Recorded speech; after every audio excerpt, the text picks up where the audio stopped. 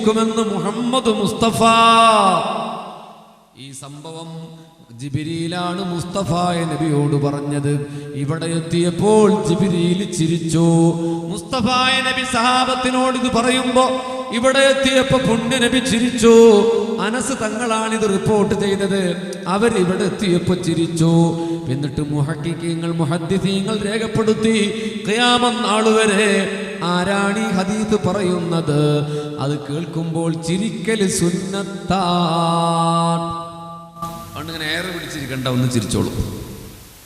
ഒന്ന് എഴുന്നേറ്റുന്ന എല്ലാവരും ഇരുന്നോളൂ. അല്ലെങ്കിലും ചിരിക്കാതിരിക്കും മുമ്പ് നിങ്ങളെ ഇയാൾ സ്വർഗം കിട്ടിയിട്ട് പറയാണ് നീ എന്നെ കളിയാക്കാണ്. ഞങ്ങളുടെ തൃശ്ശൂർ ഭാഷ പറയുകയാണെങ്കിൽ എന്തൊട്ട് ഇഷ്ടം നീ ഞങ്ങളെ കളിയാക്കാണ് എന്നാ ചോദ്യത്തിന്റെ അർത്ഥം. കാരണം അവനറിയാം, നമുക്കറിയാലോ, സ്വർഗമാണ് വലുതെന്ന് കരുതിപ്പോയ മനുഷ്യരല്ലേ, സ്വർഗമാ വലുതെന്ന് കരുതിപ്പോയവരല്ലേ, അവനോട് അല്ലാഹ് പറയുകയാണ്, മനുഷ്യ സ്വർഗമാണ് വലുതെന്ന് കരുതിപ്പോയ മനുഷ്യ, അതല്ല മോനെ, ലക്കും ഇൻദി അഫ്ളലു മിൻ ഹാദാ, എന്റെ കയ്യിലുണ്ട് സ്വർഗത്തെക്കാൾ ഔന്നത്യമാർന്ന, സ്വർഗത്തെക്കാൾ ഉന്നതമായ, സ്വർഗത്തെക്കാൾ പ്രോജ്വലമായ മറ്റൊന്നെന്റെ കയ്യിലുണ്ട് എന്ന് പടച്ച തമ്പുരാൻ പറയുമെന്ന് മുഹമ്മദ് മുസ്തഫ. ഇവൻ ചാടി എഴുന്നേറ്റു, ഹബീബേ 10 കിട്ടിയാൽ 100 കിട്ടണമെന്നല്ലേ മനുഷ്യന്റെ ആഗ്രഹം. ബൈക്കുള്ളവന് കാറ് വേണം, കാറുള്ളവന് നല്ല കാറ് വേണം, അതുള്ളവന് ഹെലികോപ്റ്റർ വേണം, അതുള്ളവന് വിമാനം വേണമെന്നല്ലേ, സമ്പത്തിന് വേണ്ടി ആക്രാന്തിയല്ലേ. ആ മനുഷ്യനോട് അല്ലാഹ് പറയുകയാ, എന്റെ കയ്യിൽ സ്വർഗത്തെക്കാൾ ഔന്നത്യമാർന്ന മറ്റൊന്നുണ്ടെന്ന് പറയുമ്പോ അവൻ എഴുന്നേറ്റ് ചോദിക്കുകയാ, അയ്യു ശൈഇൻ അഫ്ളലു മിൻ ഹാദാ, എന്താണ് തമ്പുരാനെ സ്വർഗത്തെക്കാൾ വലുതായിട്ടുള്ളത്? ഗഡിയാറിലെ സമൂഹമേ, ഈ കാലമത്രയും നമ്മൾ കരുതിയത് സ്വർഗമല്ലേ, ദുആ സ്വർഗത്തിനല്ലേ, നിസ്കാരം സ്വർഗത്തിനല്ലേ, ഹജ്ജ് സ്വർഗത്തിനല്ലേ, സക്കാത്ത് സ്വർഗത്തിനല്ലേ, വഅദ് സ്വർഗത്തിനല്ലേ, സംഘാടനം സ്വർഗത്തിനല്ലേ, ആരാധന സ്വർഗത്തിനല്ലേ. പക്ഷെ സ്വർഗമല്ല ഹബീബേ. അല്ലാഹ് പറയുകയാണ്, അതിനേക്കാൾ വലുത് എന്റെ കയ്യിലുണ്ട്. അയ്യു ശൈഇൻ അഫ്ളലു മിൻ ഹാദാ, എന്താണ് റബ്ബേ സ്വർഗത്തെക്കാൾ വലുതെന്ന് ചോദിച്ചപ്പോ അല്ലാഹ് പറയും, റിളായി റിളായി റിളായി, എന്റെ തൃപ്തിയാണ്, എന്റെ റിളയാണ് സ്വർഗത്തെക്കാൾ വലുതെന്ന് അല്ലാഹ് പറയുമെന്ന് മുത്തേ മുഹമ്മദ് മുസ്തഫ. മാഷാ അല്ലാഹ്, ആലോചിച്ചു നോക്ക് ഹബീബേ. അള്ളാന്റെ തൃപ്തി കിട്ടിയാ പിന്നെ എന്ത് സ്വർഗമാ, അള്ളാഹുവിന്റെ റിള കിട്ടിയാ പിന്നെ എന്ത് നരകമാ. അതുകൊണ്ടല്ലേ കഥ പറഞ്ഞോടുന്ന നൈൽ നദിയുടെ തീരത്തെ സ്നേഹവസന്തത്തിന്റെ പൂമരത്തണല് ബീവി നഫീസ മിസ്രിയാത്ത് അവര് ദുആ ചെയ്തത്, അല്ലാഹുവേ നിന്റെ സ്വർഗം കിട്ടാനല്ല ഞാൻ നിന്നെ ആരാധിക്കുന്നത്, നിന്റെ നരകത്തിൽ നിന്ന് രക്ഷപ്പെടാനുമല്ല ഞാൻ നിന്നെ ആരാധന ചെയ്യുന്നത്. എനിക്ക് വേണ്ടത് നിന്നെയാണല്ലോ, നിന്റെ സ്വർഗമല്ല, നിന്റെ റിളയാണ്, നിന്റെ ഇഷ്കാണ്, നിന്റെ ഹുബ്ബാണ്, നിന്റെ അമ്പാണ്, നിന്റെ പ്രണയമാണ്, നിന്റെ സ്നേഹമാ നഫീസയ്ക്ക് വേണ്ടതെന്ന് അവിടുന്ന് പ്രാർത്ഥിച്ചില്ലേ ഹബീബേ. ഗഡിയാറുകാരെ, അതുകൊണ്ട് പ്രണയിക്കൂ തമ്പുരാനെ, സ്നേഹിക്കൂ തമ്പുരാനെ, ഭയപ്പാടിന്റെ കൂടെ സ്നേഹിക്കൂ. അപ്പോൾ നമുക്ക് ഈമാൻ വരും. അതെ, അല്ലാഹു റസൂലു അഹബ്ബ ഇലൈ മിമ്മാ സിവാഹുമാ, സൂര്യനെ ചന്ദ്രനെ നക്ഷത്രങ്ങളെ, താരാപഥങ്ങളെ, മാമലകളെ, സമതലങ്ങളെ, ആറുകളെ, പുഴകളെ, ജലാശയങ്ങളെ, ഈ ബ്രഹ്മാണ്ട കടാകത്തെക്കാൾ കൂടുതൽ അള്ളാനെ പ്രേമിക്ക്. അപ്പൊ പിന്നെ മമ്മൂട്ടി നമ്മുടെ താരമാകില്ല, അപ്പൊ പിന്നെ മോഹൻലാൽ താരമാകില്ല, പൃഥ്വിരാജ് താരമാകില്ല. അതേ കാഞ്ചനയെ പ്രേമിച്ച മൊയ്തീൻ പിന്നെ ഉണ്ടാകില്ല. വടക്കൻ കാറ്റിനെ കുറിച്ച് ചന്തത്തോടെ പറഞ്ഞ പ്രേമത്തിലെ നിവിൻ പോളി പിന്നെ നമ്മുടെ നേതാവാകില്ല. ചാർലി വന്നപ്പോ ദുൽഖറിനെ പ്രേമിച്ചവർ താടി വെച്ചില്ലേ ചെറുപ്പക്കാരാ? അള്ളാനെ സ്നേഹിച്ച് താടി വെക്കാത്തവര് കേരളത്തിൽ താടി വെച്ചു ചാർലിക്ക് വേണ്ടിയിട്ട്. അതേ നിവിൻ പോളിക്ക് വേണ്ടി താടി വെച്ചു. ഹറാമാ ചെറുപ്പക്കാരാ, വടിച്ചു കളഞ്ഞോ ഹറാമാ ചെറുപ്പക്കാരാ. ഉദ്ദേശശുദ്ധി ശരിയല്ല ചെറുപ്പക്കാരാ. അള്ളാനെ പ്രേമിക്കാതെ ചാർലിയെ സ്നേഹിച്ച ദഹമൗത്തത് കൂട്ടിടും, ഇബ്ലീസ് കൂസിനെ കാട്ടിടും. മരണത്തിന്റെ അവസാനത്തെ മൈക്രോ സെക്കൻഡില് അൺകോൺഷ്യസ് മൈൻഡിലേക്ക് മരണം നിങ്ങളെ എടുത്തെറിയുമ്പോ അതേ ബോധം നശിച്ചു പോകുന്ന സമയത്ത് ചാർലി വരും മുത്തേ, നിവിൻ പോളി വരും മുത്തേ, പൃഥ്വിരാജ് വരും മുത്തേ, മമ്മൂട്ടി വരും, മോഹൻലാൽ വരും, കാവ്യമാധവൻ വരും. നിങ്ങളുടെ കർണാടകയിലെ ആളുകളെ എനിക്കറിയില്ല, അവര് വരും. ഇബ്ലീസ് രൂപം കൊണ്ടിട്ട് വരും.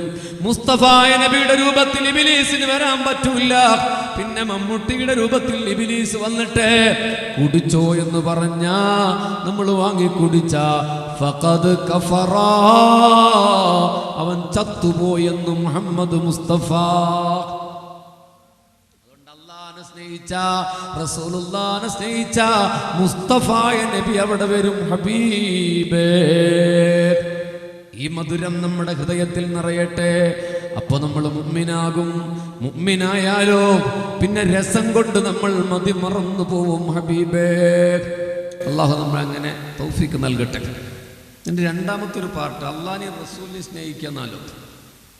ഒരു 4 ദിവസമൊക്കെ കണ്ടിന്യൂസ് ആയി പറയേണ്ട, തുടർച്ചയായി പറയേണ്ട. അള്ളാഹുവിൻ്റെ റസൂലിനെയും സ്നേഹിക്കുമ്പോഴാണ് നമ്മൾ മുഅ്മിനീങ്ങളാവുക, ഈമാനിൻ്റെ മധുരം ലഭിക്കുക. ഇപ്പോൾ നമ്മൾ റസൂലിനെ സ്നേഹിക്കേണ്ടത് പറഞ്ഞാൽ റബീഉൽ അവ്വൽ 12 മാത്രമുള്ള ഒരു സ്നേഹം. അതെന്താ കുഴപ്പമൊന്നുമില്ല, ഞാൻ പറഞ്ഞുതരാം.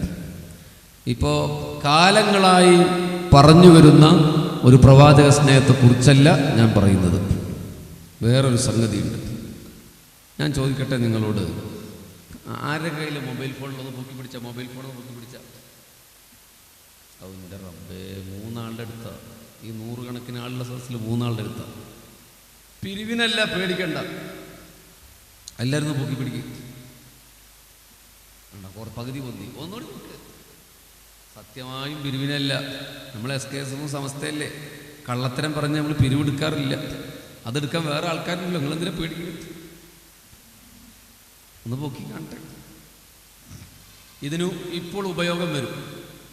എനിക്കറിയാം എല്ലാവരുടെ കയ്യിലും 3 മൊബൈൽ ഫോണുണ്ട്. ഒന്ന് ഒഫീഷ്യൽ കാര്യങ്ങൾക്ക്, ഒന്ന് വീട്ടിലേക്ക് വിളിക്കാൻ, പിന്നെ എന്തിനേലൊക്കെ ഉപയോഗിക്കാൻ 2-3 ഫോൺ എല്ലാവരുടെ കയ്യിലുണ്ട്. ഒരെണ്ണം പൊക്കാനാണ് നിങ്ങൾക്കിപ്പം മടി. ഇപ്പം ആവശ്യം വരും.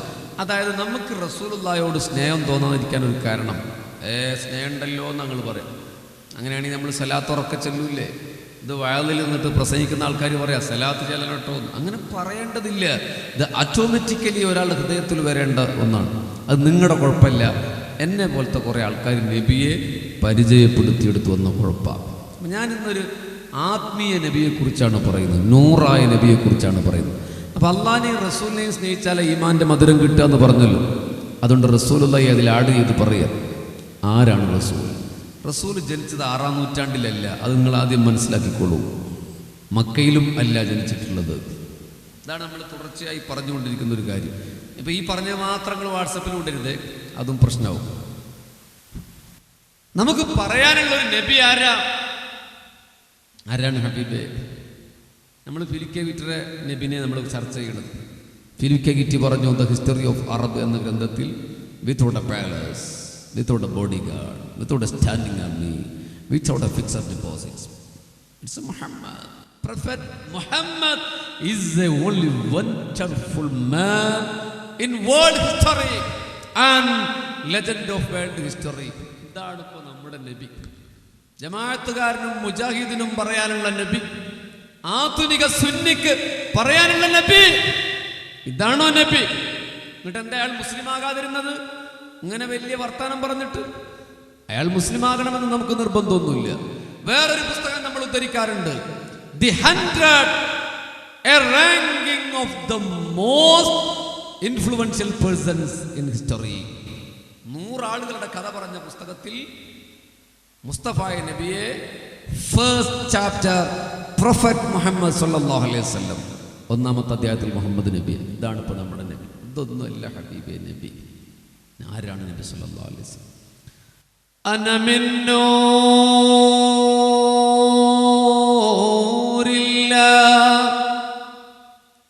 അന മിൻ നൂരില്ലാഹ്, ഞാൻ അല്ലാഹുവിൻ്റെ നൂറാണ്. വകുല്ലു ശൈഇൻ മിൻ നൂരി, എൻ്റെ നൂറിൽ നിന്നാണ് നിങ്ങൾ ഉണ്ടായത്, എൻ്റെ നൂറിൽ നിന്നാണ് പ്രപഞ്ചമുണ്ടായത്, എൻ്റെ വെളിച്ചത്തിൽ നിന്നാ ലോകം മൊത്തമുണ്ടായത്. അതാണ് മുഹമ്മദ് മുസ്തഫ സല്ലല്ലാഹു അലൈഹി. അല്ലാഹു ആ നബിയെ നമുക്ക് മനസ്സിലാക്കാൻ തൗഫീഖ് നൽകട്ടെ. ഇനിയുള്ള 2-ാം പാർട്ടിൽ ഞാൻ അതാ പറയുന്നത്, നല്ല ശ്രദ്ധയോടെ കേൾക്കണം. സലാത്ത് ചെല്ലാൻ മറക്കണ്ട, ഞാൻ ഓർമ്മപ്പെടുത്തില്ല. ഒരിക്കൽ മൂസാ നബി അലൈഹി സ്വലാമയോട് അള്ളാഹു പറഞ്ഞു, മൂസാ നബിയെ, ഗഡിയാറിൽ ഒരാൾ ഒരു നാട്ടിൽ ഒരാൾ മരിച്ചിട്ടു. ഞാൻ ഇങ്ങനെ പറഞ്ഞ സദസ്സിലൊക്കെ ഒരാൾ മരിച്ചിട്ടുണ്ട് കേട്ടോ. നാളെ ഞാൻ സിദ്ദീഖ് വൈസിക്കോ അല്ലെങ്കിൽ എനിക്കിവിടെ പരിപാടി ഏൽപ്പിച്ചൊരു സഹോദരൻ അദ്ദേഹത്തിനെ വിളിച്ച് ചോദിക്കുക, ആരെങ്കിലും മരിച്ചോ? കുറേ ആൾക്കാർ, 3 ആൾക്കാർ എഴുന്നേറ്റ് പോയിട്ടുണ്ട്. നേരത്തെ 4 ആൾക്കാർ പോയിട്ട് തിരിച്ചു വന്നു, മൂത്രമൊഴിക്കാൻ പോയതാണ്. 3 ആൾക്കാരും പോയിട്ടുണ്ട്. അവരോട് പറഞ്ഞിട്ട് നല്ലതാണ് കേട്ടോ. അള്ളാഹു എല്ലാവർക്കും ദീർഘായുസ്സ് നൽകട്ടെ. മൂസാ നബിയോട് പറഞ്ഞു, ഒരു കറിയയിൽ ഒരു ഗ്രാമത്തിൽ ഒരാൾ മരിച്ചു നബിയെ, അയാളെ നിങ്ങൾ പോയിട്ട് കുളിപ്പിക്കണം നബിയെ. അള്ളാഹു വഹീ കൊടുക്കുകയാ, ദിവ്യബോധനം. മൂസാ കലീമുല്ലാഹ് ആ നാട്ടിൽ ചെന്ന് ചോദിച്ചു, ആരാണിവിടെ മരിച്ചത്, ആരാണിവിടെ മരണപ്പെട്ടത്? അവര് പറഞ്ഞു, ഇവിടെ ആരും മരിച്ചിട്ടൊന്നുമില്ല നബി. മൂസാ നബിക്ക് ദേഷ്യമായി. അല്ല പറഞ്ഞു മരിച്ചു എന്ന്, നിങ്ങൾ പറയുന്നു മരിച്ചിട്ടില്ല എന്ന്. എന്തൊരു നുണയാ! അപ്പോഴവര് പറഞ്ഞു, ഒരാൾ മരിച്ചിട്ടുണ്ട് നബിയെ. പിന്നെന്തേ പറയാതിരുന്നത്? അത് നിങ്ങൾ അന്വേഷിക്കാൻ മാത്രം വലിയ യോഗ്യതയുള്ള ആളൊന്നുമല്ല. ഒരു ലോക്കൽ മഹാത്തമ്മാടി, ചെറുപ്പക്കാരാ, കള്ളുകുടിയനാണ്, പെണ്ണുപിടിയനാണ്, മഹാമോശക്കാരൻ, അയാൾ മരിച്ചിട്ടുണ്ട്. അതിപ്പോ നിങ്ങൾ അന്വേഷിക്കുന്നില്ല. ഇത് എല്ലാ കമ്മ്യൂണിറ്റിയുടെ ഒരു ചിന്ത. ഇപ്പൊ ഗഡിയാറിൽ ഒരു പണക്കാരൻ മരിച്ചാൽ, ഇവിടെ എങ്ങനെയെന്ന് എനിക്കറിയില്ല, ഞങ്ങളുടെ ചാവക്കാട് ഒരു നല്ല സമ്പന്നൻ മരിച്ചാൽ എല്ലാവരും സുബഹി ബാങ്ക് കൊടുത്താൽ അവിടെ ഉണ്ടാവും. മയ്യത്തെടുക്കോളം കട്ടൽ പിടിക്കാനും ഷൈൻ ചെയ്യാനും കഫം മുട ചീന്താനും ഖബർ കുത്താനും കിടന്ന് തലകുത്തി മറിയും. ഒരു പാവപ്പെട്ടവൻ മരിച്ചാൽ തിരിഞ്ഞു നോക്കില്ല. Chavakkad is the mini Gulf. ഇവിടെ അങ്ങനെയാണ്, ഇവിടെ അങ്ങനെയാണ്. എല്ലാവരും പങ്കെടുക്കൂല്ലേ? അള്ളാഹു അനുഗ്രഹിക്കുമാറാകട്ടെ. നിങ്ങൾ ശ്രദ്ധിക്കുന്നുണ്ടല്ലേ? ദോയറക്കണം. ഞങ്ങളുടെ ഈ ഷഫീഖ് വൈസിയുടെ നാട്ടിലൊരാൾ മരിച്ചു. ഒരു ആളല്ല, ഒരു പെണ്ണ് മരിച്ചു, ഒരു ഭാര്യ. അതിന് ക്യാൻസർ പിടിച്ചാൽ മരിച്ചത്. അങ്ങനെ ഒരു 11 മണിക്ക് മറവ് ചെയ്തു. ഇയാളാ മയ്യത്തിൻ്റെ മുമ്പിലിരുന്നിട്ട്, അനിവ പിന്നെ പറയാം കേട്ടോ, പിന്നീട് എനിക്ക് പറയാം. നമ്മുടെ അഭിനന്ദനായ പാണക്കാട് സയ്യിദ് അവർകൾ വേദിയിലേക്ക് വരുന്നുണ്ട്. അപ്പം ഞാൻ ദീർഘിച്ച് പറയേണ്ടതില്ല. അല്ലാഹു അക്ബർ, അല്ലാഹു അക്ബർ, അല്ലാഹു അക്ബർ, ലാ ഇലാഹ ഇല്ലല്ലാഹു, അല്ലാഹു അക്ബർ, അല്ലാഹു അക്ബർ വലില്ലാഹിൽ ഹംദ്.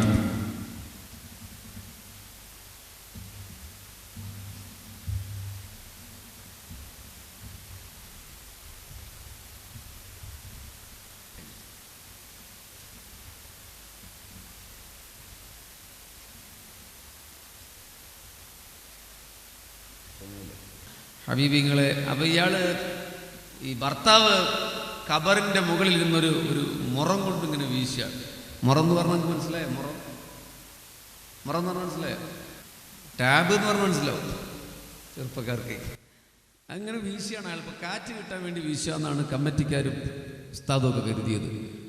അസർ നിസ്കാരം കഴിഞ്ഞ് അവർ പോയിട്ട് പറഞ്ഞു, നിങ്ങൾ എന്തൊരു മണ്ടനാണ്, കാറ്റതിൻ്റെ ഉള്ളിലേക്ക് കിട്ടില്ലല്ലോ സാഹിബേ, നിങ്ങളുടെ സ്നേഹം ഞങ്ങൾക്ക് മനസ്സിലായി, ഭാര്യയോട് എന്തോ ഒരു പ്രണയമാണ്, എന്തൊരു സ്നേഹമാണ്, എഴുന്നേറ്റ് പോരും.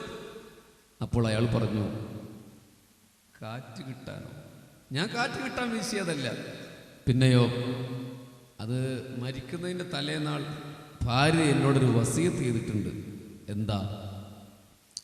ഭർത്താവെ, ഞാൻ മരിച്ച് മറമാടിയാൽ ഖബറിൻ്റെ മണ്ണ് ഉണങ്ങുന്നതിൻ്റെ മുമ്പേ നിങ്ങൾ വേറെ കല്യാണം കഴിക്കരുത് എന്ന് പറഞ്ഞിട്ടുണ്ട്. അപ്പം ഞാനൊന്ന് വീശി ഉണക്കാൻ നോക്കുകയാണ്, വേറെ കല്യാണം കഴിക്കാനേ. ആൾക്കാർ കരുതി ഇയാൾ സ്നേഹം കൊണ്ടാതാം. അപ്പം ഞാനിങ്ങനെ ശ്രദ്ധിച്ചിരിക്കുന്നു എന്ന് കരുതുന്നു. നിങ്ങളെങ്ങനെ ഇരിക്കുന്നതെന്ന് എനിക്കറിയണില്ല. ഓക്കെ. മുസ്തഫ നബി സല്ലല്ലാഹു അലൈഹി വസല്ലമയെ ബൗദ്ധികമായിട്ടാണ് നമ്മൾ ചർച്ചയ്ക്ക് വിധേയമാക്കുന്നത്. അതല്ല നബി. അന മിൻ നൂരില്ലാഹ്, ഞാൻ അല്ലാഹുവിൻ്റെ നൂറാ. കുന്തു നൂറാ, ഞാനൊരു വെളിച്ചമായിരുന്നു. ബൈന യദൈല്ലാഹി അസ്സ വജൽ ഖബ്ല അൻ യഖ്ലുഖ ആദം അലൈഹിസ്സലാം. ആദം നബിയെ പടയ്ക്കുന്നതിന് 1000 കൊല്ലങ്ങൾക്ക് മുമ്പ് ഞാനൊരു വെളിച്ചമായിരുന്നു. അള്ളാന്റെ അരികിൽ ഞാൻ ഉണ്ടായിരുന്നു. ഫലമ്മാ ഖലഖല്ലാഹു തആല ആദം, ആദം നബിയെ അള്ളാഹു പടയ്ക്കാൻ ഉദ്ദേശിച്ചപ്പോ അൽഖാ ദാലികൻ നൂർ, എന്റെ വെളിച്ചത്തെ, എന്റെ നൂറിനെ അള്ളാഹു അതിലേക്ക് സന്നിവേശിപ്പിച്ചു. നൂർ എന്നതിനെയാണ് ഞാൻ വെളിച്ചം എന്ന് അർത്ഥം വെക്കുന്നത്. ആ അറബി പദത്തിനോട് തുല്യം നിൽക്കാൻ കഴിയുന്ന ഒരു കന്നഡ പദമില്ല, മലയാള പദമില്ല. അതുകൊണ്ട് ഞാൻ വെളിച്ചം എന്ന് പറയുകയാ. ആ വെളിച്ചത്തെ, എന്റെ വെളിച്ചത്തെ ആദം നബിയെ പടയ്ക്കാൻ ഉപയോഗിക്കുന്ന കളിമണ്ണിലേക്ക് കടത്തിവിട്ടു അല്ലാഹ്. എന്നിട്ട് ഫീ സുൽബി ആദമ ഇലൽ അർള്, ഭൂമിയിലേക്ക് അല്ലാഹു ആദം നബിയുടെ DNA-യിൽ, ആദം നബിയുടെ മുതുകിൽ എന്നെ ഇറക്കി വിടുകയാണെന്ന് തിരുദൂതരെ മുഹമ്മദ് മുസ്തഫ സല്ലല്ലാഹു അലൈഹി വസല്ലം. അല്ലാഹുവിന്റെ റസൂലിന്റെ വരവ് കണ്ടോ? ഇതാണ് നബി, ഇതാണ് നബി. എന്നിട്ട് പറയുകയാണ്, ഫീ സുൽബിൽ ഖലീൽ, ഞാൻ ഇബ്രാഹിം നബിയുടെ മുതുകിലുണ്ടായിരുന്നു.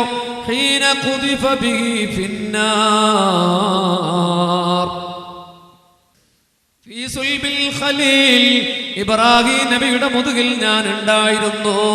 ഹീന ഖുദിഫ ബിഹി ഫിന്നാർ. ഇബ്രാഹിം നബിയെ ആകാശം മുട്ടുന്ന തീകുണ്ടാരമുണ്ടാക്കിയിട്ട് നമ്രൂദിന്റെ കിങ്കരന്മാർ തെറ്റുവില്ലിൽ അതിലേക്ക് വലിച്ചെറിയുമ്പോ ഫീ സുൽബിൽ ഖലീൽ, ഇബ്രാഹിം നബിയുടെ മുതുകിൽ ഞാൻ ഉണ്ടായിരുന്നു. എന്റെ പ്രിയപ്പെട്ടവരെ, അള്ളാഹുവിന്റെ റസൂലിന്റെ നൂറു തജല്ലിയാത്തിനെ വഹിച്ച ശരീരത്തിന് തീയേൽക്കാൻ പറ്റൂല. ആ ശരീരം പിന്നെ തീയിന് തൊടാൻ പറ്റൂല. അത് നബിയുടെ ജീവിതകാലത്ത് പറ്റാത്തതുപോലെ അവിടത്തെ യഥാർത്ഥമായ തിരുവവശിഷ്ടം എന്തുണ്ടോ, തിരുശേഷിപ്പുകളുണ്ടോ, അവിടത്തെ ശരീരത്തിന്റെ ഭാഗമുണ്ടോ, അതിന് തീ തൊടാൻ കഴിയില്ല ഹബീബേ, കഴിയില്ല ഹബീബേ. എന്റെ പ്രിയപ്പെട്ട ഷഫീഖ് ഫൈസി ഇപ്പൊ ഇവിടെ പ്രസംഗിക്കുമ്പോ പറയാന്ന് സങ്കല്പിക്ക്. അയാളുടെ പോക്കറ്റിൽ ഒരു മുടിയുണ്ട്. അയാൾ പറയുന്നു അത് അല്ലാഹുവിന്റെ റസൂലിന്റെ മുടിയാണെന്ന്. അതിന് നമുക്ക് പ്രശ്നമില്ല, കുഴപ്പമില്ല. പറയുന്ന ആളെ നമ്മളൊന്ന് നിരീക്ഷിക്കും, എന്നിട്ട് പറയും തെളിവ് കൊണ്ടുവാ. ഷഫീഖ് ഫൈസിയുടെ കയ്യിൽ തെളിവില്ലെങ്കിൽ ഞാൻ അദ്ദേഹത്തോട് പറയും, എന്നാ ഒരു സിഗരറ്റ് ലാമ്പ് കൊണ്ടുവാ. അത് കൊണ്ടുവന്നാ പിന്നെ അങ്ങ് കത്തിച്ചാ മതി. അത് കത്തിയാ അത് അത് റസൂലുള്ളാന്റെ അല്ല. കത്തിയിട്ടില്ലെങ്കിലോ നമ്മൾ അതിനെ സ്നേഹിക്കണേ, നമ്മൾ അതിട്ട വെള്ളം കുടിക്കണമേ, അതിന്റെ ബറക്കത്തെടുക്കണമേ. അത് മുസ്തഫാന്റെ തിരുശേഷിപ്പാ. കത്തിച്ചാ മതി. അതിനെന്തിനാ സംവാദം, അതിനെന്തിനാ വിവാദങ്ങള്, അതിനെന്തിനാ സമ്മേളനങ്ങള്? ഞാൻ പറഞ്ഞത് അതൊന്നുമല്ല. അല്ലാഹുവിന്റെ റസൂലിന്റെ നൂറിനെ തൊടാൻ, അവിടത്തെ ശരീരത്തെ തൊടാൻ അഗ്നിക്ക് കഴിയില്ല ഹബീബിങ്ങളെ. ഫീ സുൽബി നൂഹ്, നൂഹിന്റെ മുതുകിൽ ഞാൻ ഉണ്ടായിരുന്നു. പ്രളയത്തിന്റെ വേളയില് ജൂതി പർവ്വതത്തിന്റെ മുകളിലേക്ക് നങ്കൂരമിടാൻ ഓളപാളികൾക്ക് മുകളിലൂടെ ചാഞ്ചാടി കടന്നു പോകുമ്പോ തിരമാലകളെ പോലെയുള്ള കടൽ ജലത്തിന്റെ മുകളിലൂടെ, പ്രളയജലത്തിലൂടെ കടന്നു പോകുമ്പോ ഫീ സുൽബി നൂഹ്, നൂഹിന്റെ മുതുകിൽ ഞാനുണ്ട്. നോക്കൂ നിങ്ങൾ, 1,24,000 പ്രവാചകന്മാരുടെ മുതുകുകളിലൂടെ, നൂറ്റാണ്ടുകളിലൂടെ ഒഴുകി ഒഴുകി ഒഴുകി ഒഴുകി ഒഴുകി ഒഴുകി ഒഴുകി അനസ്യൂതമായ പ്രവാഹമായി, അവിരാമമായ ഒഴുക്കായി തിരുമുസ്തഫാന്റെ വെളിച്ചം കാലങ്ങളെ അതിജയിച്ച് കടന്നു വരികയാ. എങ്ങോട്ട്? വലയസൽ യൻകുലിനി റബ്ബി മിനൽ അസ്ലാബിൽ കരീമത്തിൽ ഫാഹിറ ഇലൽ അർഹാമി സക്കിയത്തി താഹിറ. പരമപരിശുദ്ധമായ മുതുകുകളിലൂടെ, പരമവിശുദ്ധമായ ഗർഭയറകളിലൂടെയാ എന്റെ നൂറ് കടന്നു വരുന്നത് എന്ന് തിരുദൂതരെ മുഹമ്മദ് മുസ്തഫ. അതാണ് റസൂൽ, അതാണ് റസൂൽ, അതാണ് റസൂൽ. ജിബ്രീൽ ചോദിച്ചു, ജിബ്രീലിനോട് പുണ്യ നബി ചോദിച്ചു, ജിബ്രീലേ നിങ്ങൾക്ക് എത്ര വയസ്സാ ജിബ്രീലേ? ഇനി ഞാൻ നേരത്തെ എടുക്കാൻ പറഞ്ഞ മൊബൈൽ ഫോൺ എടുക്കും. എല്ലാവരും കയ്യിൽ പൊക്കൊന്നും വേണ്ട, കൈ പിടിച്ചോളിട്ടോ, ഇപ്പൊ ആവശ്യം വരും. ജിബ്രീലിനോട് ചോദിച്ചു, ജിബ്രീലേ നിങ്ങൾക്ക് എത്ര വയസ്സാ? ജിബ്രീൽ പറഞ്ഞു, നബിയേ അറിയൂല്ല ഹബീബേ, കൃത്യമായി അറിയില്ല റസൂലേ, നല്ലൊരു ഏകദേശം പറ. അപ്പോ പറഞ്ഞു, നബിയേ 3-ാം തിരശീലയിൽ ഒരു നക്ഷത്രം ഉദിക്കാറുണ്ട് റസൂലേ. ആ നക്ഷത്രം ഇന്ന് ഉദിച്ചാൽ ഇന്ന് തന്നെ അസ്തമിക്കും. പിന്നെ അത് നാളെയല്ല, 7 അല്ല 70 അല്ല 7000 അല്ല 70,000 കൊല്ലം കഴിഞ്ഞ് വീണ്ടും ഉദിക്കും നബിയെ. 2ാമത്തെ തവണ ഉദിക്കണമെങ്കിൽ 70,000 കൊല്ലം കഴിയണം. എന്നിട്ട് അത് അന്നൊന്ന് ഉദിക്കും, അന്ന് തന്നെ അസ്തമിക്കും. പിന്നെ 3ാമത് ഉദിക്കണമെങ്കിൽ വീണ്ടും 70,000 കൊല്ലം കഴിയണം റസൂലേ. അങ്ങനെ ഞാൻ ആ നക്ഷത്രത്തെ എണ്ണി 1, 2, 3 എണ്ണിയിട്ട് ഞാൻ ആ നക്ഷത്രത്തെ 72,000 തവണ കണ്ടു റസൂലേ. യാ അല്ലാഹ്, അതാണ് എൻ്റെ വയസ്സ് എന്ന് ജിബ്രീൽ അലൈഹിസ്സലാം. നിങ്ങൾ പറയും എത്രയാണ് ജിബ്രീലിൻ്റെ വയസ്സ്? ആ മൊബൈൽ ഫോൺ കൊണ്ട് വിളിച്ചു നോക്കാം. മൊബൈലൊക്കെ ഇപ്പോൾ വന്നതല്ലേ, ഇവിടെയുള്ള പ്രായമുള്ളവർ. ചോദ്യം മനസ്സിലായോ?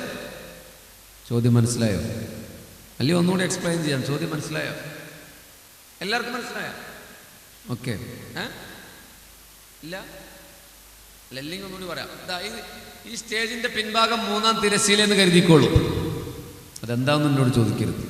അവിടെ ഇന്ന് 2016 ജനുവരി 23-ാം തീയതി ഇന്നൊരു നക്ഷത്രം ഉദിച്ചു, ഇന്ന് തന്നെ അസ്തമിച്ചു. ഇനി അത് വീണ്ടും ഉദിക്കണമെങ്കിൽ 70,000 കൊല്ലം കഴിയണം. 70,000 കൊല്ലം. 2ാമത്തെ അന്ന് പിന്നെ ഉദിക്കും, അന്ന് തന്നെ അസ്തമിക്കും. ഇപ്പം 2 ഇനി 3ാമത് ഉദിക്കണമെങ്കിൽ വീണ്ടും 70,000 കൊല്ലം കഴിയണം. അങ്ങനെ ഓരോ നക്ഷത്രത്തിൻ്റെ ഇടയിലും 70,000 കൊല്ലുണ്ട്. അങ്ങനെ ജിബ്രീൽ എണ്ണി 1, 2, 3. 3ാമത്തിന് എത്രയുണ്ടാവും കൊല്ലം? എന്നാ പോട്ടെ, 3 ഞാൻ ചോദിക്കുന്നില്ല. ഈ 70,000 നക്ഷത്രത്തിൻ്റെ ഇടയിൽ 72,000 തവണ കണ്ടു എന്നാ പറഞ്ഞത്. എത്രയാണ്? അത് പറഞ്ഞവർക്കൊരു മൊബൈൽ ഫോൺ ഞാൻ സമ്മാനമായി നൽകാം. എൻ്റെ മൊബൈൽ ഒരു തല്ലിപ്പൊളി മൊബൈലായതുകൊണ്ട് ഈ സ്റ്റേജിൽ ഏതെങ്കിലും ഉസ്താദ്മാരെ ഞാൻ വാങ്ങിച്ചു തരാം. തങ്ങളുടെ ഒഴികെ നമ്മുടെ സംഘാടകരൊക്കെ ഭയങ്കര ഫോണായിട്ട് നടക്കും. ഏതെങ്കിലും നല്ലോണം മേടിച്ചു തരാം. Okay, promise. പറഞ്ഞോളൂ. 9 lakh മൊബൈലിൽ കണക്കൂട്ടിയതാണോ? അല്ല, ഉത്തരം ശരിയാ തെറ്റാന്ന് ഞാൻ പറഞ്ഞിട്ടില്ല കേട്ടോ. എത്ര പറഞ്ഞത്? 504 കോടി. ഉത്തരം എത്രയെന്ന് ഞാൻ ഇപ്പോൾ പറയുന്നില്ല, വേണമെങ്കിൽ ലാസ്റ്റ് പറയാം. പറഞ്ഞ ആരെങ്കിലും ഒരാളുടെ മൊബൈൽ കൊടുത്ത് പോകും. സംഘാടകരോട് പറയാണ് മൊബൈൽ ഫോൺ വാങ്ങിച്ചു തരാമെന്ന് പറഞ്ഞാൽ ഞാൻ ഉത്തരം പറയാം. ചിലപ്പോൾ സദസ്സിൽ ഒരാൾക്ക് കിട്ടാൻ സാധ്യതയുണ്ട്. ഹബീബേ, ഉത്തരം എത്രയാണെന്നതല്ല വിഷയം, ആ സംഖ്യയല്ല വിഷയം, അനന്തമായ വർഷങ്ങളുടെ അക്കക്കണക്കല്ല വിഷയം. പിന്നെയോ ജിബ്രീൽ അങ്ങനെ പറഞ്ഞപ്പോ അല്ലാഹുവിന്റെ റസൂല് പറയുകയാണ്, ജിബ്രീലേ, 3-ാം തിരശീലയിൽ 70,000 കൊല്ലത്തിന്റെ ഇടവേളയിൽ അങ്ങ് കണ്ട കാർത്തിക നക്ഷത്രമില്ലേ, ആ നക്ഷത്രം ഞാനാ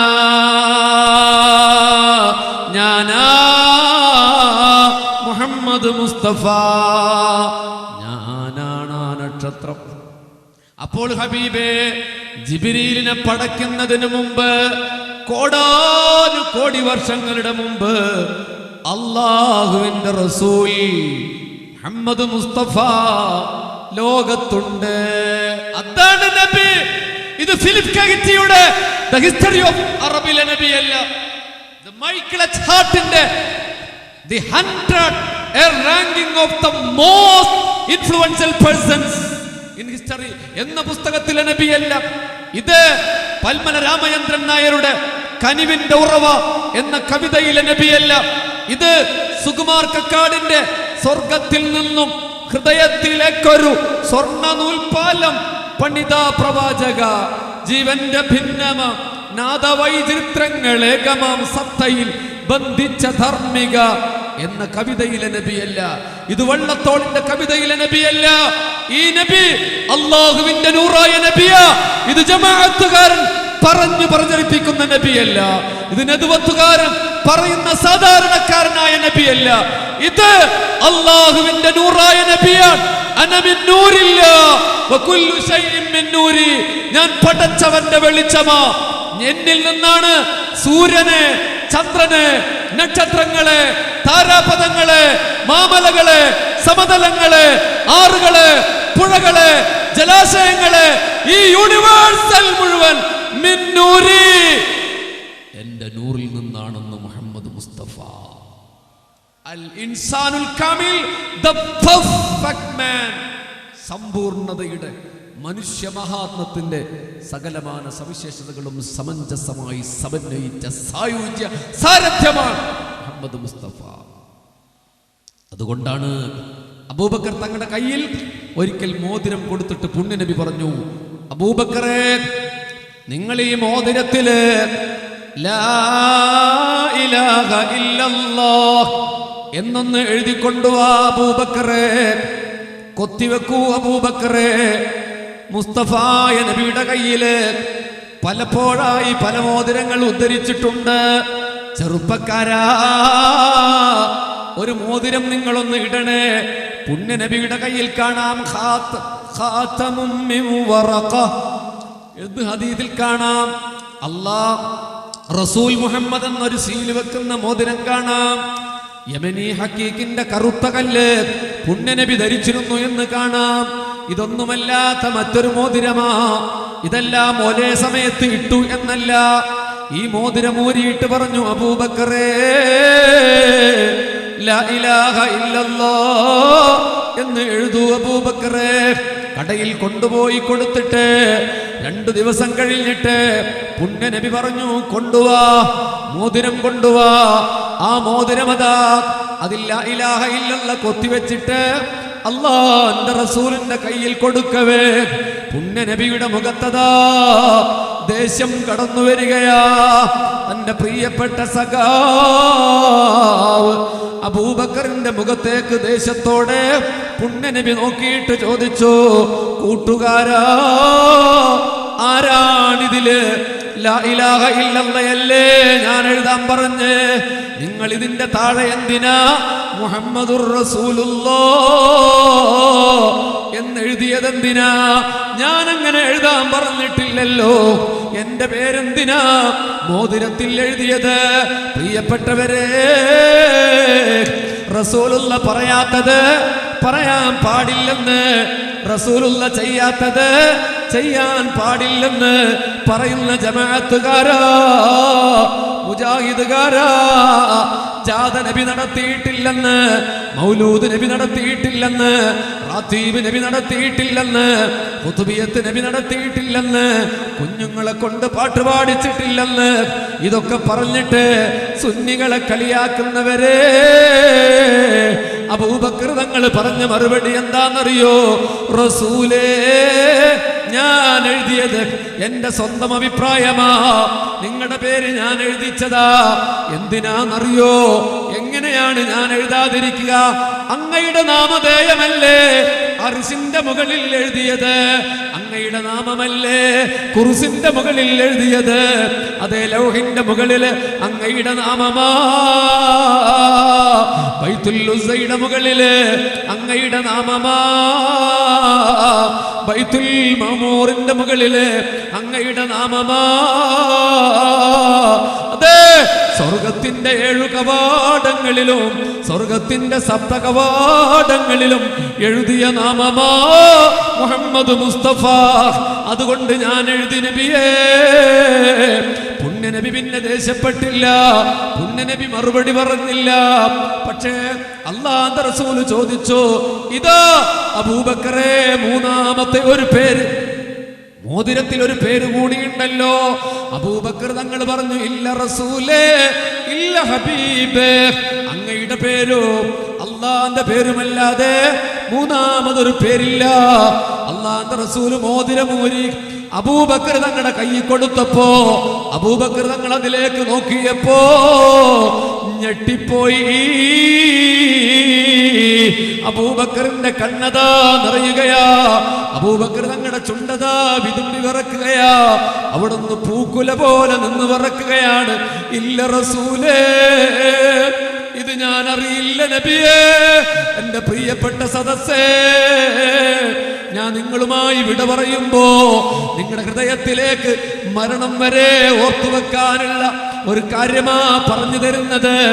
ഏതാണ് മൂന്നാമത്തെ പേരെന്നറിയുമോ? നിഴലില്ലാത്ത നബിയുടെ നിഴലായി നടന്ന അബൂബക്കറിനെ സിദ്ദീഖ് റളിയല്ലാഹു അൻഹുവിന്റെ പേരാ. രോമാഞ്ചമുണ്ടാകുന്നില്ലേ?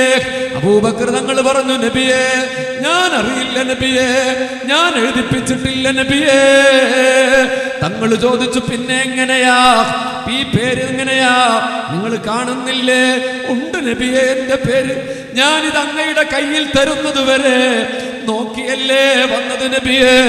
എന്റെ ചുണ്ടിൽ ഇങ്ങനെ ഉമ്മ വെച്ചിട്ടല്ലേ വന്നത് റസൂലേ. അപ്പൊ എന്റെ പേരില്ല, ഞാൻ എഴുതിക്കുമോ നബിയേ?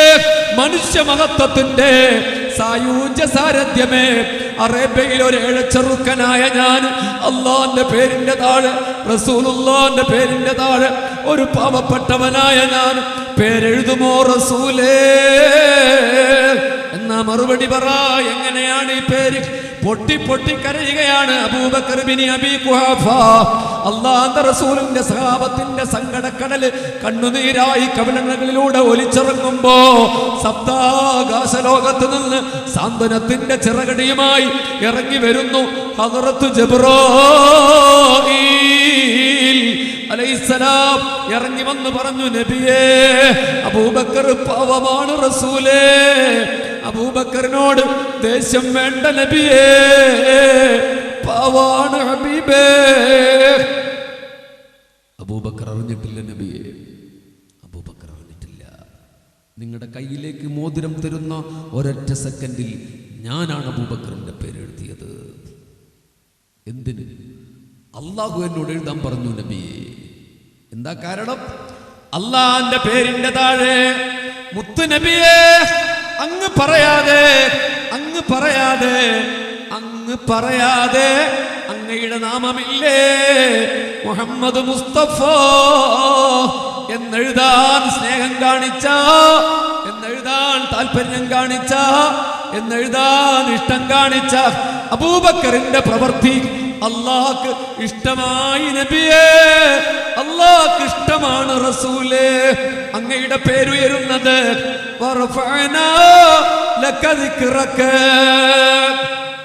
അല്ലാഹ് എന്നോട് പറഞ്ഞു, നബിയെ മുസ്തഫ നബിയുടെ പേരിന്റെ താഴെ എൻ്റെ അബൂബക്കറിന്റെ പേരെഴുത്. അങ്ങനെയാണ് എഴുതിയത്. ആലോചിച്ച് നോക്കി, അല്ലാഹുവിന്റെ റസൂലിനെ ഇഷ്ടപ്പെട്ടാൽ ആകാശ ലോകത്ത് അംഗീകാരം ലഭിക്കും. ആരൊക്കെ എതിർത്താലും, ആരൊക്കെ ആക്ഷേപിച്ചാലും, ആരൊക്കെ നമ്മളെ പഴഞ്ചന്മാരെന്ന് പറഞ്ഞാലും പുണ്യ നബിയുടെ മദ്ഹുകൾ പൂത്തുവിരിയട്ടെ. റബീഉൽ അവ്വലിൽ മാത്രമല്ല, എപ്പോഴും ഉണ്ടാകണം. അല്ലാഹു തൗഫീഖ് നൽകട്ടെ. അപ്പം നബിയെ സ്നേഹിക്കുക എന്ന് പറഞ്ഞാൽ പിൻപറ്റലല്ല. നമ്മൾ നബിയെ സ്നേഹിച്ചിട്ടില്ല ഹബീബെ. നമ്മൾ പലപ്പോഴും പിൻപറ്റുന്നുണ്ട്, നിസ്കരിക്കുന്നുണ്ട്, നോമ്പ് നോൽക്കുന്നുണ്ട്, പക്ഷേ പ്രണയം മനസ്സിലില്ല. അതുണ്ടാകുമ്പോഴാണ് മുഅ്മിനാവുകയുള്ളൂ. അപ്പോഴാണ് ഇൻ കുൻതും മുഅ്മിനീൻ അൻതുമുൽ അഅലൂൻ, ഇൻ കുൻതും മുഅ്മിനീൻ, നിങ്ങളാണ് ഉന്നതർ. സഹാബത്ത് ഉന്നതന്മാരായത് നബിയെ സ്നേഹിച്ചത് കൊണ്ടാണ്. നോക്കൂ, മദീനത്തെ പള്ളിയിലെ സുബഹി നിസ്കാരം കഴിഞ്ഞിട്ട് ഒരു സഹാബി വരൽ പെട്ടെന്ന് എഴുന്നേറ്റ് പോകാറുണ്ട്. നിങ്ങൾ കേൾക്കാറുണ്ടല്ലോ, അബൂ ദുജാന റളിയല്ലാഹു അൻഹു പുണ്യ നബി 3 ദിവസം ഒബ്സർവ് ചെയ്തു, നിരീക്ഷിച്ചു. 3-ാം ദിവസം ചോദിച്ചു, എന്താ നിങ്ങൾ ഇങ്ങനെ എഴുന്നേറ്റ് പോകുന്നേ? അള്ളയോടൊന്നും പറയാനില്ലേ? പടച്ചവനോടൊന്നും പറയാനില്ലേ? അപ്പോഴദ്ദേഹം പറഞ്ഞു, നബിയേ, എൻ്റെ വീടിൻ്റെ അരികിൽ ഒരു ഈത്തപ്പനയുണ്ട് റസൂലേ, അതിൽ നിന്ന് ഈത്തപ്പഴം താഴ്ന്നു വീഴുന്നു നബിയേ. ഈത്ത പൂത്ത കാലമല്ലേ, ചൂടുള്ള കാലമല്ലേ, പഴം രാക്കാറ്റിൽ പൊഴിഞ്ഞു വീഴുന്നു നബിയേ. എൻ്റെ കുട്ടികൾ അത് സുബഹിക്ക് എഴുന്നേറ്റ് കഴിക്കുന്നു നബിയേ. ഒരു ദിവസം ഞാൻ കണ്ടു റസൂലേ, മക്കൾ പഴം തിന്നുകയാ. ഞാൻ അവരുടെ കയ്യിൽ നിന്ന് വലിച്ചെടുത്ത്, വായിൽ നിന്ന് വലിച്ചെടുത്ത് അപ്പുറത്തേക്ക് ഇട്ടു നബിയേ. എൻ്റെ കുഞ്ഞിമോൻ എന്നോട് കണ്ണു നിറച്ചു പറഞ്ഞു, അപ്പാ ഇന്നലെ രാത്രി ഒന്നും കഴിച്ചിട്ടില്ലല്ലോ അപ്പാ, ഒരു പഴം തിന്നോട്ടെ. എൻ്റെ കൽബ് പൊട്ടി നബിയേ, അന്യവന്റെ ഹക്ക് ഞാൻ എൻ്റെ മക്കൾക്ക് കൊടുക്കൂല്ല റസൂലേ. അതുകൊണ്ട് സലാം വീട്ടിയാൽ ഞാൻ ഓടുകയാണ് വീട്ടിലേക്ക്, മക്കൾ ഉണരുന്നതിൻ്റെ മുമ്പ് കൊടുക്കാനാ. അല്ലാഹുവിന്റെ റസൂലിന്റെ കൽബ് സങ്കടത്തിൽ നിറഞ്ഞപ്പോ മുത്തുനബി ചോദിച്ചു, ആരാണ് ആ അയൽക്കാരൻ? അയാളോട് വരാൻ പറയൂ. ഇവിടം മുതലാണ് സദസ്സേ, നിങ്ങളിത് ശ്രദ്ധ ചെയ്യേണ്ടത്. ഈ 2-ാം പാട്ട് നിങ്ങൾ ഒരുപക്ഷെ കേട്ടിട്ടുണ്ടാകൂല. ആ മനുഷ്യൻ വന്നു. നോക്കൂ, റസൂലുള്ളാഹിന്റെ പള്ളിയിൽ പിന്നിൽ നിസ്കരിക്കുന്ന മുസ്ലിമായ മനുഷ്യനാണ്, പക്ഷേ മുനാഫിഖാണ്. മുസ്ലിമാണ്, മുനാഫിഖാണ്, മുസ്ലിമാണ്, മുനാഫിഖാണ്. അയാളോട് മുത്തുനബി പറഞ്ഞു, നിങ്ങളുടെ പനയുണ്ടല്ലോ, ആ പന അത് അബൂ ദുജാനക്ക് കൊടുക്കുമോ? അവരുടെ മക്കൾക്ക് പഴമില്ലല്ലോ. നോക്കൂ, നിങ്ങൾ അങ്ങനെ കൊടുത്താൽ ഞാൻ നിങ്ങൾക്ക് സ്വർഗത്തിൽ ഒരു പന തരാം, സ്വർഗത്തിൽ ഒരു പന നിങ്ങൾക്ക് തരാം. ഞാൻ ഓഫർ ചെയ്യുകയാണ്. ഞങ്ങളാണെങ്കിൽ, നമ്മളാണെങ്കിൽ എന്തു പറയും? ഗഡിയാറിൽ നിറഞ്ഞു കവിഞ്ഞ സദസ്സേ, മുസ്തഫായ നബി ഇവിടെ നിന്ന് ചോദിച്ചാൽ നിങ്ങൾ കൊടുക്കുമോ? ഒരു തെങ്ങിന് പകരം ഒരു തോട്ടം കൊടുക്കൂലേ? നമ്മള് വീട് വേണമെന്ന് റസൂലുള്ള പറഞ്ഞാൽ കൊടുക്കൂലേ? നിങ്ങൾ ബഷീർ ഫൈസിയെ കണ്ടിട്ടാണ് മിണ്ടാതിരിക്കണത്. ഇവിടെ നിങ്ങൾ നബിയെ സങ്കല്പിക്ക്. അല്ലാഹുവിന്റെ റസൂൽ നിങ്ങളോട് ചോദിക്കുകയാണ്, ഒരു തെങ്ങ് തരുമോ എന്ന് ചോദിച്ചാൽ കൊടുക്കൂലേ? പക്ഷേ ആ മനുഷ്യൻ പറഞ്ഞു, ഇല്ല റസൂലേ, ഇല്ല നബിയേ, ഞാൻ തരില്ല. യാ അല്ലാഹ്, സ്വർഗത്തിലെ പന വേണ്ട എന്നല്ലേ അയാൾ പറഞ്ഞത്. അയാളോട് മുത്തുനബി പറഞ്ഞു, പൊയ്ക്കോളൂ, പൊയ്ക്കോളൂ, പൊയ്ക്കോളൂ. കണ്ടോ, നബിയെ ഇഷ്ടപ്പെട്ടിട്ടില്ല. എന്നാ നബിയുടെ പള്ളിയിൽ പിന്നിൽ നിസ്കരിച്ചിട്ടുണ്ട്. ഞാൻ സമസ്തക്കാരനാണെന്ന് പറഞ്ഞിട്ട് കാര്യമല്ല, ഉള്ളില് പ്രണയം വേണം. ശംസുൽ ഉലമയെ പ്രണയിക്കാതെ, കണ്ണിയത്തോരെ പ്രണയിക്കാതെ, സൈനുൽ ഉലമയെ പ്രണയിക്കാതെ, മഹാനായ കോയക്കുട്ടി ഉസ്താദിന് പ്രണയിക്കാതെ ഞാൻ സമസ്തയുടെ ആളാണെന്ന് ആര് പറഞ്ഞാലും അംഗീകരിക്കാൻ കഴിയില്ല സഹോദര, അംഗീകരിക്കാൻ കഴിയില്ല. മരിച്ചിട്ട് അംഗീകരിച്ചിട്ട് കാര്യമില്ല. ജീവിച്ചിരിക്കുമ്പോഴല്ലേ ഇറങ്ങിപ്പോയിട്ട് അതേപോലെ ഒന്നുണ്ടാക്കാൻ ശ്രമിച്ചത്. നോക്കൂ, ആ മനുഷ്യനോട് റസൂലുള്ളാഹി പറഞ്ഞു, പൊയ്ക്കോളൂ. മുത്തുനബി ഇറക്കി വിട്ടു, മുത്തുനബി ഇറക്കി വിട്ടു. ഈ സംഭവം മദീനത്തറിഞ്ഞു. അതെ, അങ്ങാടിയിൽ അറിഞ്ഞപ്പോ കൊടുങ്കാറ്റ് പോലെ ഒരാൾ ഓടി വരികയാണ്. The legend of Islamic history. ഇസ്ലാമിക ചരിത്രത്തിലെ ഇതിഹാസ നായകൻ സയ്യിദുനാ അബൂ ദഹ്ദാ ഓടി വരികയാണ് പള്ളിയിൽ. പുണ്യനബിയുടെ മുമ്പിൽ നിന്ന് ചോദിച്ചു, റസൂലേ, മുത്തുനബിയെ, പന സ്വർഗത്തിൽ തരാമെന്ന് ഓഫറുണ്ടോ? ദുനിയാവിൽ ഒരു പന നൽകിയാൽ തരാമെന്ന് പറഞ്ഞോ നിങ്ങള്? അതെ അബൂ ദഹ്ദാ, ഞാൻ പറഞ്ഞിട്ടുണ്ട്. ഇറങ്ങി ഓടുകയാണ് അബൂ ദഹ്ദാ. ആ മുനാഫിഖിന്റെ അരികിൽ പോയി ചോദിച്ചു, സഹോദരാ, അല്ലാഹുവിന്റെ റസൂല് ചോദിച്ച പന നിങ്ങൾ എനിക്ക് തരുമോ? ഞാനത് കച്ചവടം ചെയ്യാൻ വന്നതാ. അയാള് പറഞ്ഞു, അത് അത്ര വിലക്കൊന്നും തരൂല്ല. അപ്പോൾ അബൂ ദഹ്ദാ പറഞ്ഞു, ഞാൻ നിങ്ങൾ പറയുന്നതല്ല തരാൻ പോകുന്നത്. എന്റെ തോട്ടമില്ലേ ഗഡിയാറിലെ സദസ്സേ, ചെവി കൊണ്ട് കേൾക്കല്ല, മനസ്സുകൊണ്ട് കേൾക്കണേ, മനസ്സുകൊണ്ട് കേൾക്കണേ. അയാള് പറയുകയാണ്, അയാളോട് അബൂ ദഹ്ദാ പറയുകയാണ്, എന്റെ മദീനത്തെ തോട്ടമില്ലേ, ആ തോട്ടം മൊത്തമായി നിങ്ങൾക്ക് തരാം. ഏതു തോട്ടമാണെന്നറിയോ? മദീനയുടെ മനോഹരമായ സായാഹ്നങ്ങളിൽ സഹാബത്ത് വിശ്രമിക്കാറുള്ള നല്ല മനോഹരമായ ശീതളിമയുള്ള പൂത്തു നിറഞ്ഞ് കാഴ്ച നിൽക്കുന്ന മനോഹരമായ തോട്ടം, വിലപിടിപ്പുള്ള തോട്ടം, നൂറുകണക്കിന് തപ്പനകളുള്ള വിശാലമായ തോട്ടം. അത് നിനക്ക് മൊത്തം തരാം, നിന്റെ പന തരുമോ?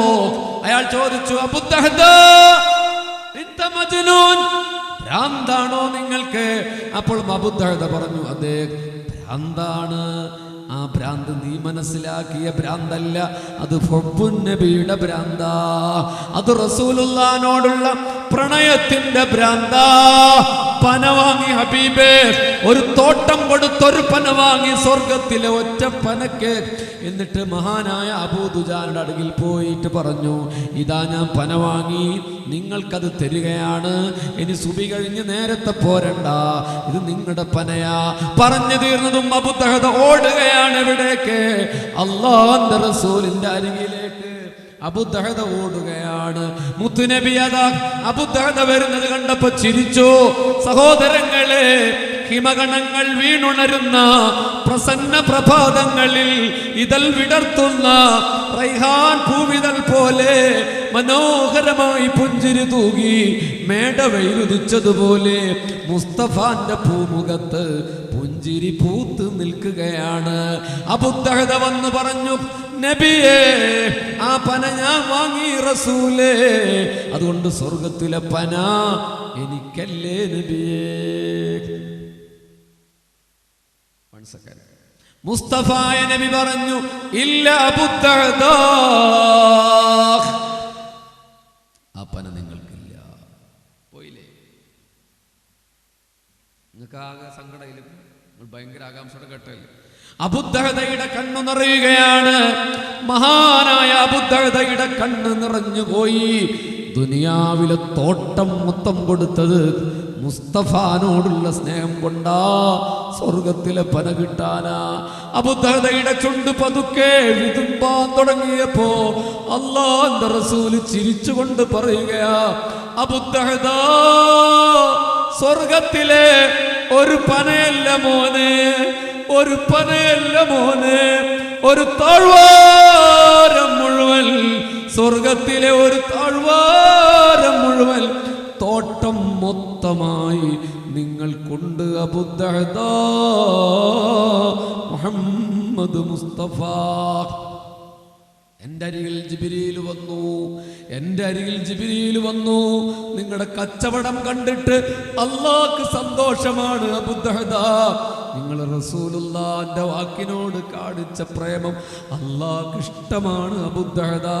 അതുകൊണ്ട് ഞാൻ ഓഫർ ചെയ്ത ഒരു പനയല്ല, ഒരു താഴ്വാരം മുഴുവൻ ഈത്തപ്പനയുടെ തോട്ടം നിങ്ങൾക്ക്.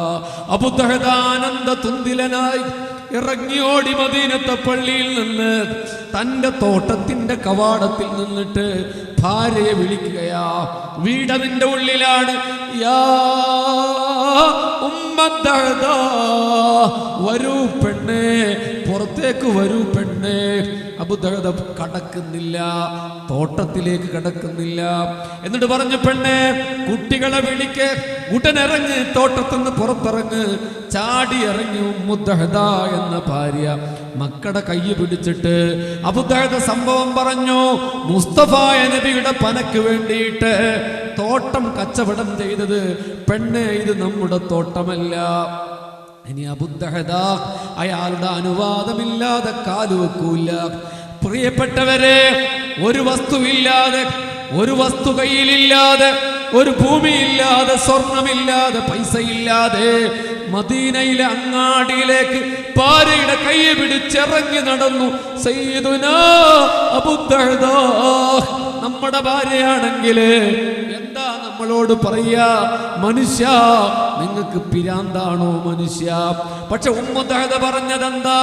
ഇതെന്തൊരു ലാഭമുള്ള കച്ചവടമാ ഭർത്താവേ, ഇതെന്തൊരു പ്രോഫിറ്റ് ഉള്ള കച്ചവടമാ ഭർത്താവേ. ഓ, എന്തോ ഒരു ലാഭമാ! സ്വർഗത്തിലെ പനത്തോട്ടം വാങ്ങിയില്ലേ മുത്തേ എന്ന് ചോദിച്ചു. യാ അയ്യുഹല്ലദീന ആമനൂ ഹൽ അദുല്ലുകും അലാ തിജാറ, സത്യവിശ്വാസികളെ, ഞാൻ നിങ്ങൾക്ക് അറിയിച്ചു തരട്ടെയോ ലാഭമുള്ള കച്ചവടം, ലാഭകരമായ കച്ചവടം. തുൻജീകും, നിങ്ങളെ ആ കച്ചവടം രക്ഷപ്പെടുത്തും. മിൻ അദാബിൻ അലീം, വേദനാജനകമായ ശിക്ഷയിൽ നിന്ന് നിങ്ങളെ രക്ഷപ്പെടുത്തുന്ന ലാഭമുള്ള കച്ചവടം ഏതാ? തുഅ്മിനൂന ബില്ലാഹ്, അല്ലാഹുവിനെ കൊണ്ടുള്ള വിശ്വാസമാ. വറസൂലിഹി, അല്ലാഹുവിന്റെ റസൂലിനോടുള്ള വിശ്വാസമാ. വതുജാഹിദൂന ഫീ സബീലില്ലാഹ്, ഈ രണ്ട് വിശ്വാസ ആദർശത്തിനു വേണ്ടിയുള്ള സമരമാ.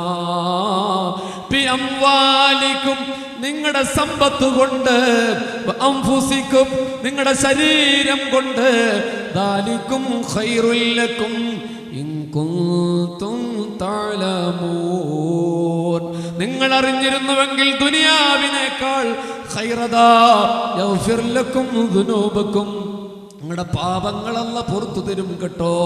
ഗഡിയാറുകാരെ, നിങ്ങൾ ഉന്നതരാകണമെങ്കിൽ അല്ലാഹുവിനെയും റസൂലിനെയും ഇഷ്ടപ്പെട്ട് അതിലങ്ങ് വിശ്വസിച്ചോളൂ. പാപമോചനമല്ല നൽകും ഹബീബിങ്ങളെ.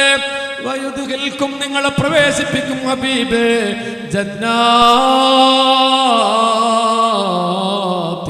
തജ്രീ മിൻ തഹ്തിഹൽ അൻഹാർ, താഴ്വരകളിലൂടെ കുണുങ്ങി കുണുങ്ങി ഒഴുകുന്ന കളകളാരവം മുഴക്കി ഒഴുകുന്ന നദികളുള്ള സ്വർഗത്തിലെ അല്ലാഹു നിങ്ങളെ പ്രവേശിപ്പിക്കും.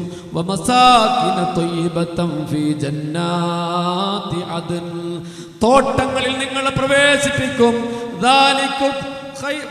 ദാലികൽ ഫൗസുൽ അദീം, അതാണ് ഉന്നതമായ വിജയം, അതാണ് ഏറ്റവും വലിയ വിജയം. വഉഖ്റാ തുഹിബ്ബൂനഹാ നസ്റും മിനല്ലാഹ്, അല്ലാഹുവിന്റെ അരികിൽ നിന്നുള്ള വിജയങ്ങൾ നിങ്ങൾക്കുണ്ടാകും. നിങ്ങൾ മുഅ്മിനീങ്ങളാണെങ്കിൽ അല്ലാഹുവിന്റെ സഹായം നിങ്ങൾക്കുണ്ടാകും. പ്രതിസന്ധിയുടെ വേളയിൽ പടച്ചവൻ കൂട്ടിനുണ്ടാകും. ഉഖ്റാ തുഹിബ്ബൂനഹാ നസ്റും മിനല്ലാഹ് വഫത്ഹുൻ ഖരീബ്, പ്രതിസന്ധികളുടെ മലങ്കാറ്റ് ചിറിയടിച്ചപ്പോ, കൊടുങ്കാറ്റ് വന്നപ്പോ സമസ്ത എന്ന് പറയുന്ന നൗകയെ പിടിച്ചു നിർത്താൻ വരക്കൽ മുല്ലക്കോയ തങ്ങൾക്ക് കരുത്ത് പകർന്ന, കുത്തുബി ഉസ്താദിന് കരുത്ത് പകർന്ന, റഈസുൽ മുഹഖിഖീന് കരുത്ത് പകർന്ന, ശംസുൽ ഉലമക്ക് കരുത്തു പകർന്ന, വാണിയമ്പലം ഉസ്താദിന് കരുത്തു പകർന്ന, CH ഉസ്താദിന് കരുത്തു പകർന്ന, നാട്ടിക ഉസ്താദിന് കരുത്തു പകർന്ന, KT ഉസ്താദിന് കരുത്തു പകർന്ന, KK ഉസ്താദിന് കരുത്തു പകർന്ന, കോട്ടുമല ഉസ്താദിന് കരുത്തു പകർന്ന, KV ഉസ്താദിന് കരുത്തു പകർന്ന, ഉമർ അലി തങ്ങൾക്ക് കരുത്തു പകർന്ന, മഹാനായ കളമ്പാടി ഉസ്താദിന് കരുത്തു പകർന്നത് ഈ വിശ്വാസമാ. അതുകൊണ്ടാണ് ഔന്നത്യത്തിന്റെ ആകാശത്തേക്ക് അവർ ചിറകാർന്ന് പറന്നുപോയത്.